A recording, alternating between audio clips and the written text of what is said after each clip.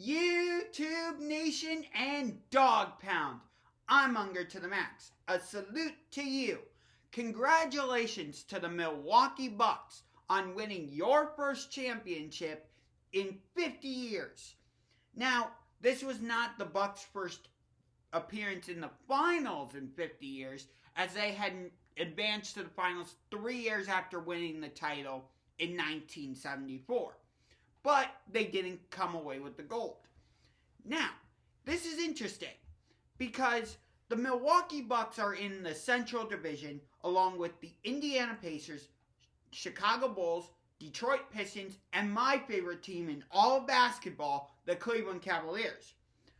So, the other divisions are the Atlantic Division and the Southeast Division. But I want to focus on the Central Division. So, check this out. The Chicago Bulls won a few titles in the 1990s.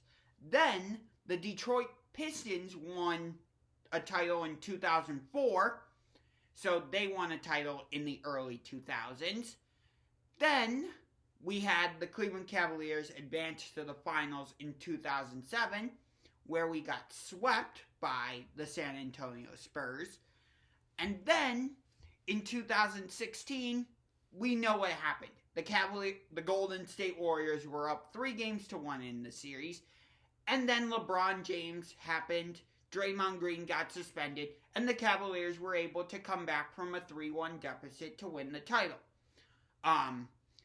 That was the most significant title in 2016. But it was not the first championship here in Cleveland in 2016. Stipe Miocic brought home the first title in 2016 when he defeated Fabrizio Verdum in the main event of UFC 198 in Curitiba, Brazil. But anyway, so the Cavs won the title in the 2010s. Then the Milwaukee Bucks just won the title in the 2020s. So that means it's time for the Indiana Pacers. However, Indiana, you're not allowed to win the title until the 2030s. Why? Because listen to this pattern again. The Bulls won the title in the 90s. Then you had the Pistons win the title in the early 2000s. The Cavaliers won the title in the 2010s. And now the Bucks have won the title in the 2020s. So Indiana, that means you have to win the title in the 2030s. Of course, other teams have won championships in between that time. Like you had the Boston Celtics in 2008. You had the Miami Heat in 2006. The Dallas Mavericks in 2011. The Miami Heat in 2012 and 2013. The LA Lakers in 2009 and 2010. But again, the Bulls won the title in won multiple titles in the 90s. The Pistons won a title in 2004, so the early 2000s. The Cavaliers won a title in the 2010s, and now the Bucks have won a title in the 2020s. So that's just kind of something interesting I thought about. And then we have this whole story with Oklahoma and Texas leaving the Big 12 to, presumptively anyway, join the SEC. So, excuse me, it makes you wonder, is the Big 12 falling apart? Because you've had programs like Missouri jump ship and leave the Big 12 to go to the SEC, which to me does not make sense whatsoever. You had Texas A&M jump ship and leave the Big 12 to join the SEC. You've had Nebraska leave the Big 12 and join the Big 10, which I like that move. I liked Nebraska joining. I liked Maryland joining the Big 10. But personally, I don't like that Rutgers joined the Big Ten. They haven't added anything to the conference whatsoever. So, if I were the Big Ten commissioner, I would have rejected Rutgers' request to join the Big Ten. Let's say UConn had said they want to join the Big Ten, or Villanova, I would have said yes. Villanova basketball playing against Michigan State, Wisconsin, Maryland. Oh, that would have been fun. Sign me up. Although, with the announcement that Texas and Oklahoma are presumptively leaving the Big 12 to join the SEC, there have been rumors that maybe Kansas and Iowa State are going to come to the Big Ten. I like that move, if it does in fact happen.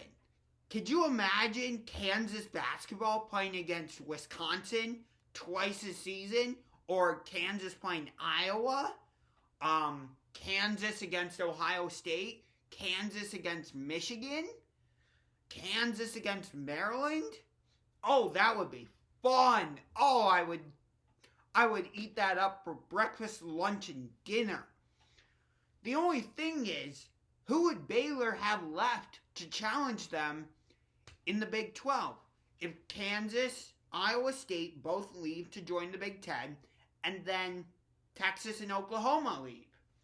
I mean, yeah, you're still going to have West Virginia and TCU, but other than that, Oklahoma State, Kansas State, okay, but that's not the same. You don't get, out of bed overexcited about Baylor against Kansas State. When Baylor played Kansas last season, I was like, yeah, I'm all over this for both games, because Baylor and Kansas, they were both high-profile programs. They were both highly ranked. Both games meant a lot in terms of the standings. Baylor, West Virginia, the same thing.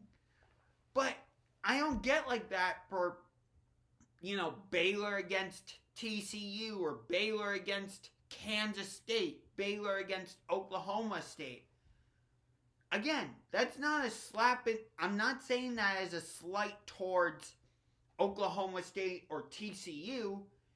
It's just, who is there then?